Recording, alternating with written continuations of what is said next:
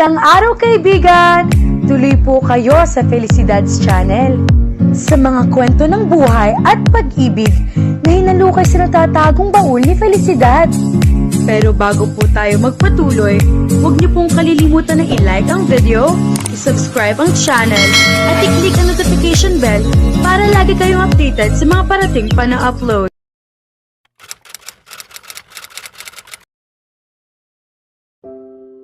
Umiikot ang aking ulo na parabang nasa isang matinding biyahe sa roller coaster. Nais kong imulat ang aking mga mata, ngunit tila ba may nagdikit sa mga ito gamit ang matibay na pandikit. Kumakabog ang aking ulo na parabang may humahampas dito ng paulit-ulit. Sinubukan kong igalaw ang aking kamay, ngunit pakiramdam ko'y may mahigpit na humahawak dito. Kahit papaano, nagustuhan ko ang haplos na iyon at nanaisin ko sanang manatili pa roon ng mas matagal. Pagkaraan ng ilang minuto, naramdaman kong unti-unting kumakalas ang kamay na iyon. Hinigpitan ko ang aking pagkakahawak. Doon ko naramdaman na unti-unti nang bumabalik ang aking mga pandama. Kaya ko nang igalaw ang aking kamay. Sinubukan kong igalaw ang aking hintuturo at sa aking pagtataka, tila may narinig akong tuloy-tuloy na tunog ng kampana. Naiinis ako sa ingay na iyon. Makalipas ang ilang sandali, nagkaroon ng kaguluhan sa paligid ko. Batay sa aking nararamdaman, tila maraming tao ang nasa paligid. Sa wakas, sinubukan kong imulat ang aking mga mata. At nagtagumpay ako. Pagmulat ko, ang unang taong nakita ko ay ang aking kinatatakutan. Si Ginoong Garcia. Pagkakita ko pa lamang sa kanya, unti-unting bumalik sa aking isipan ang alaala ng aming pag-uusap. Malabo man ang mga imahe, naalala kong tinawag niya ako sa mga pangalang ginamit din ng aking mga magulang matapos ang pangyayaring iyon. Ininsulto niya ako. Sa salita at damdamin. Sa paraang dati ring ginawa ng aking mga magulang. Nang luminaw ang lahat sa aking isipan, isang matinding panginginig ng takot ang dumaloy sa aking katawan. Nais kong makalayo sa kanya hanggat maaari. Ang presensya niya ay sapat upang ako'y manginig. Napansin ng nurse ang aking kalagayan at agad siyang lumapit kay Ginoong Garcia upang palabasin ito ng silid. Sinuri nila ako at ipinaalam na ako ay walang malay sa loob ng 45 oras. Hindi ko na siya nakita pagkatapos noon. Hanggang sa dumating si Lucas. Nakipag-usap siya sa akin sandali. Labis akong natuwa sa kanyang pagdating, ngunit napalitan iyon ng takot nang makita ko si Ginoong Garcia na nakatayo sa may pintuan at nakatingin sa akin. Muling bumalik ang parehong takot at pangamba. Nang mapansin niya ang aking panginginig, kusa siyang umalis. Sumunod na dumating si Daisy. Napaluha siya sa tuwa nang makita akong gising. Ipinakilala niya sa akin ang doktor na mag-aalaga sa akin ng buong oras at pagkatapos ay umalis siya ng ospital. Pati si Liam ay madalas akong dalawin. Ipinaliwanag niya ang nangyari at kung bakit ako napunta sa ganitong kalagayan. Hindi ko na nakita si Ginoong Garcia matapos iyon. Hindi ko maunawaan kung bakit, ngunit may bahagi sa akin na nais siyang makita. Kahit saglit lamang. Hindi ako sanay na manisin ng iba. Para sa akin, walang saysay ang magkimkim ng galit. Ngunit sa sandaling iyon, magulo ang aking nararamdaman. Nais ko siyang makita, ngunit labis din akong natatakot sa kanya. Pinili kong isantabi ang mga kaisipang iyon.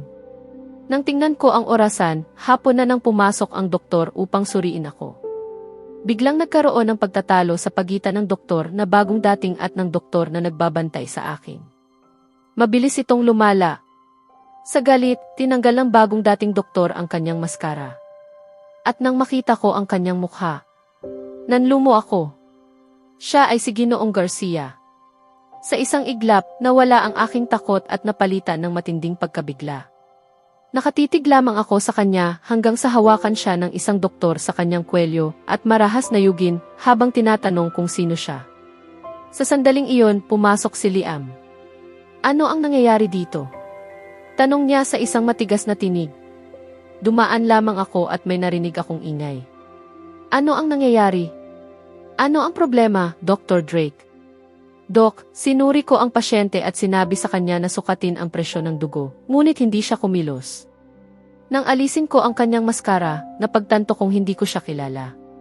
Sa palagay ko'y isa siyang nanghihimasok at dapat nating tawagan ang pulisya. Kinuha ng doktor ang kanyang telepono upang tumawag, ngunit agad itong inagaw ni Liam.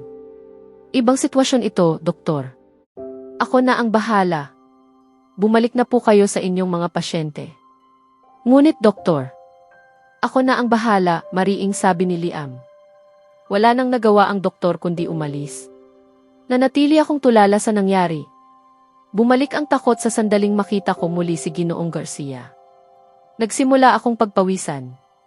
Lumapit si Liam at mahinahong nagsalita, Maya, huwag kang matakot kay Xavier. Wala siyang gagawing masama sa iyo. Siya ang nag-alaga sa iyo mula nang mangyari ang aksidente.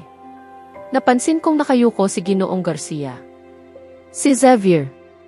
At tila kinakabahan. Maihihilingin sana ako, sabi ko kay Liam. Ano iyon? Maaari mo bang palabasin muna siya? Hindi pa ako komportable. Tumango si Xavier at tahimik na umalis. Nakita kong nasaktan siya sa aking naging tugon. Hindi ko mapigilan ang aking sarili. Inilahad ko kay Liam ang aking nararamdaman. Ang takot, ang pagkabalisa, ang hindi ko makontrol na emosyon. Naunawaan niya ako. Ipinaliwanag niya na kailangan kong harapin ang aking takot, hindi takasan ito. Tiniyak niyang hindi ako sasaktan ni Xavier at hiniling niyang magtiwala ako sa kanya. Tinawag niya akong kapatid. Napaluha ako sa kanyang mga salita. Kalaunan, tinawag niya si Xavier pabalik sa silid. Takot pa rin ako, ngunit pinili kong lumaban. Lumapit si Xavier. Ngunit hindi siya masyadong naglapit. Napansin ko ang kanyang itsura, may malalim na eyebags, magulo ang balbas, at tila pagod na pagod. Kamusta ka na? Tanong niya, nanginginig ang tinig. Ayos lang ako, sagot ko. Nagkaroon ng katahimikan. Lumipas ang mga araw at unti-unti kaming nasanay sa presensya ng isa't isa. Hindi pa rin perpekto, ngunit may pagbabago. Pagkalipas ng 3 araw, sinabi ni Liam na maaari na akong umuwi. Nagulat ako. Tinulungan ako ni Xavier na umupo sa wheelchair. Nang lumapit siya, napaatras ako sa takot, ngunit agad din akong kumalma nang ipaliwanag niya ang kanyang gagawin. Maingat niya akong binuhat. Sa wakas, aalis na ako sa ospital. Sa loob ng sasakyan, napansin ko ang sugat ni Xavier at ang bali sa braso ni Lucas. Marami akong tanong, ngunit nanatili akong tahimik. Hanggang sa makarating kami sa mansyon. Isang bagay lamang ang nasa isip ko. Paano ko haharapin ang bagong yugto ng aking buhay? Kasama ang taong kinatatakutan ko. Dumating kami sa mansyon. Sinabi ni Lucas na doon na lamang kami magkikita ni Dan. Nasabi ka kong makita sina Ana at Dan. Bumaba ng sasakyan sina Ginoong Garcia at Lucas. Kinuha ni Lucas ang wheelchair at binuhat naman ako ni Ginoong Garcia upang maupo roon. Pumasok kami sa loob. May natanggap na tawag si Lucas tungkol sa isang bagay kaya napagpasyahan naming mauna na. Walang tao sa sala. Nadismaya ako dahil wala man lamang sumalubong sa akin. Naghihintay sila sa itaas, pabulong na sabi ni Ginoong Garcia malapit sa aking tainga. Hindi ko inaasahan ang ganoong kalapit na distansya niya. Ngunit nitong mga nakaraang araw, pakiramdam ko'y ibang-iba na siyang tao. Sandali. Paano niya nalaman na hinahanap ko sina Dan at Ana? Nasabi ko ba iyon ng malakas? Tanong ko sa sarili. Hindi mo iyon sinabi ng malakas. Nakikita lang sa ekspresyon ng mukha mo, sabi niya. Muli akong napatingin sa kanya nang may pagtataka. Paano niya nalalaman ang iniisip ko? Bahagya siyang natawa. Huwag mong pagurin ang iyong isipan. Nakikita sa mukha mo ang lahat. Halika na. Lumapit siya at muli akong binuhat. Sa hindi sinasadyang kilos, napunta ang aking mga kamay sa kanyang leeg. Sandali kaming nagkatitigan, ngunit agad niyang iniwas ang kanyang tingin. Habang paakyat siya, napansin ko ang hagdan na napapalamutya ng puting mga lobo. Napakaganda ng itsura nito. Napagtanto kong nalagpasan na namin ang aking silid. Nagpatuloy pa siya hanggang malampasan din ang kanyang silid. Nagtaka ako kung saan kami patungo. Dinala niya ako sa susunod na palapag. Kahanga-hanga ang kanyang lakas. Hindi biro ang umakyat ng 2 palapag habang may buhat na tao. Hindi ko pa nakita ang bahaging ito ng bahay. Huminto siya sa harap ng isang silid at marahang itinulak ang pinto gamit ang kanyang paa. Pagpasok namin, bumungad ang isang mesa na puno ng mga regalo, napapalibutan ng mga kandila at lobo na kulay ginto at itim. Mayroon ding nakasabit na karatulang maligayang pagbabalik. Napangiti ako sa nakita. Surprise! Napalingon ako sa biglaang sigaw. Lumapit sina Ana at Dan, masaya at puno ng sigla. Maligayang pagbabalik, Maya. Napakasaya namin na narito ka na muli. Miss na miss ka namin, sabi ni Ana. Maya, miss na miss din kita. Gusto kitang dalawin noon, pero hindi ako pinayagan ng dalawang ito, reklamo ni Dan. Umiti ako. Ayos lang, Dan. Ang mahalaga, magkasama na tayo ngayon. Kung tapos na kayong mag-usap, maaari ko na bang ihiga si Maya? Hindi ako robot, sumasakit na ang mga kamay ko, sabi ni Ginoong Garcia. Nakaramdam ako ng awa.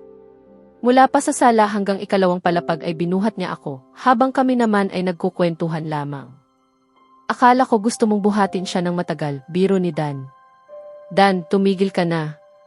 Hayaan mong makapagpahinga si Maya, saway ni Ana. Salamat, Mimi. Kung hindi, baka pinatayo pa niya ako rito ng matagal, sabi ni Ginoong Garcia, habang maingat akong inihiga sa kama. Maingat niyang inayos ang mga unan sa likod ko upang maging komportable ako. Sino ang tinatawag mong demonyo? Hindi ako ganoon. Ikaw ang pumigil sa akin na dalawin siya sa ospital, sigaw ni Dan. Alam ng lahat na ikaw ang pasaway dito. Ako ang mabait. At kung bakit ka hindi pinayagang pumunta, tanungin mo ang iyong asawa, sagot ni Ginoong Garcia. Tama na kayo. Para kayong mag-asawa kung mag-away.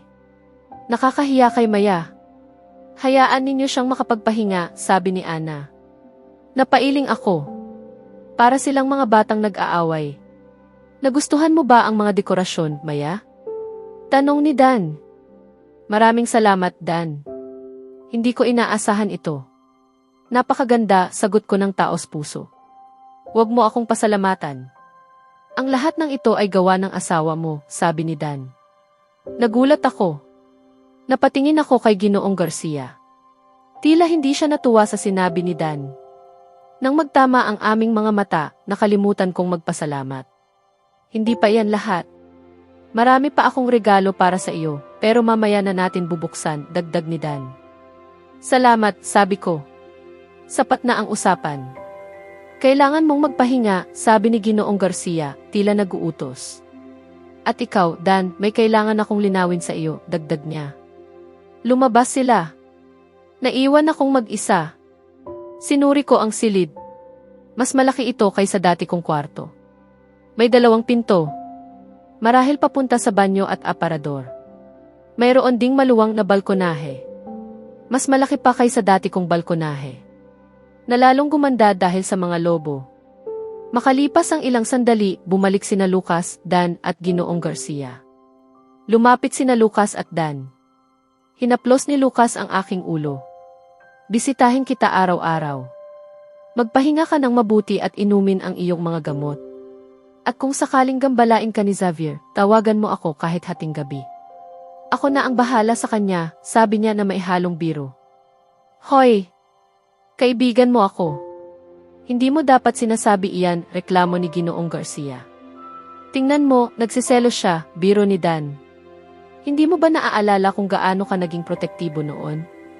Ganoon din ako ngayon, sagot ni Lucas. Umiti lamang si Ginoong Garcia. Babalik ako para bisitahin ka. Bukas bubuksan natin ang mga regalo, sabi ni Dan. Nagpaalam sila at umalis. Naiwan kaming dalawa ni Ginoong Garcia. May sasabihin ka ba? Tanong ko. Oo, pasensya na kung inilipat kita ng silid ng hindi nagpapaalam. Hindi ka magiging komportable sa silid ko at hindi rin kita maaaring iwan mag-isa. Kaya dito kita inilagay, paliwanag niya. Ayos lang, maikli kong sagot. Alam kong hindi mo nais na kasama ako, pero hindi kita maaaring iwan habang hindi ka paganap na magaling. Pangako, hindi kita gagambalain. Ayos lang. Wala na sa akin kung sino ang kasama ko, sagot ko. Bahagyang nalungkot ang kanyang mukha. Maya-maya, may pumasok na mga katulong na may dalang malaking sopa. Pinalitan nila ang dating sofa. Nag-aayos siya ng damit sa aparador nang bigla siyang sumigaw. Nagulat ako. Sinubukan kong bumangon ngunit hindi ko magawa. Ano ang nangyari? Tanong ko, kinakabahan. Lumabas siya, hawak ang kanyang ulo. Nabagsakan lang ako ng sabitan ng damit, sabi niya. Hayaan mong tingnan ko, sabi ko. Lumapit siya. May marka. Mabuti na lamang at hindi natamaan ang sugat, sabi ko. Magkalapit ang aming mga mukha. Halos magdikit. Hawak ko ang kanyang noo. Sa unang pagkakataon, nahawakan ko siya. Napaatras ako nang mapansin ang aming lapit. Kung maaari, may itatanong ako, sabi ko. Ano iyon? Ano ang nangyari sa ulo mo?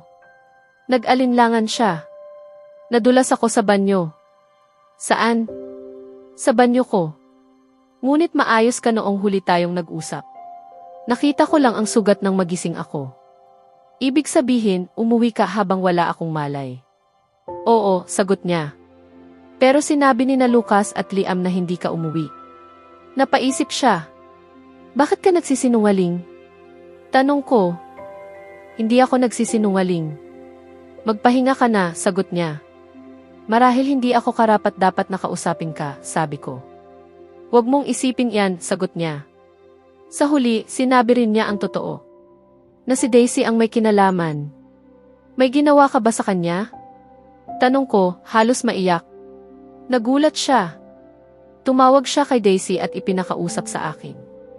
Umalis siya ng silid. Pumunta siya sa kanyang silid at nanigarilyo. Napuno siya ng pagdududa. Ganito ba kasama ang tingin ko sa kanya? Makalipas ang ilang sandali, napansin niyang oras na ng tanghalian ko. Agad siyang bumaba at nagpaayos ng pagkain. Dinala niya iyon sa aking silid. Naroon si Mimi. Masaya kaming nag-uusap. Kumatok siya at pumasok. Ito ang tanghalian niya. Siguraduhing makakain siya ng maayos, sabi niya. Inayos niya ang aking mga gamot. Ito bago kumain, ito pagkatapos. At huwag munang kumain muli sa loob ng 2 oras. Manatili ka na rito, sabi ni Mimi. May pulong ako, sagot niya. At umalis siya. Hindi man lamang ako nilingon. Hindi siya masaya, ngunit para sa kanya, malinaw na ang lahat. Hindi ko pinahahalagahan ang kanyang presensya. At sapat na iyon upang siya'y masaktan. Sa susunod na kabanata, mas lalalim ang hidwaan sa pagitan ni Maya at Xavier habang unti-unting nabubunyag ang mga lihim at sakripisyong itinago niya para sa kanya. Kasabay nito, haharap si Maya sa isang mahalagang desisyon kung mananatili siya sa takot o bubuksan ang puso sa katotohanang maaaring magbago ang lahat. Kaya abangan natin.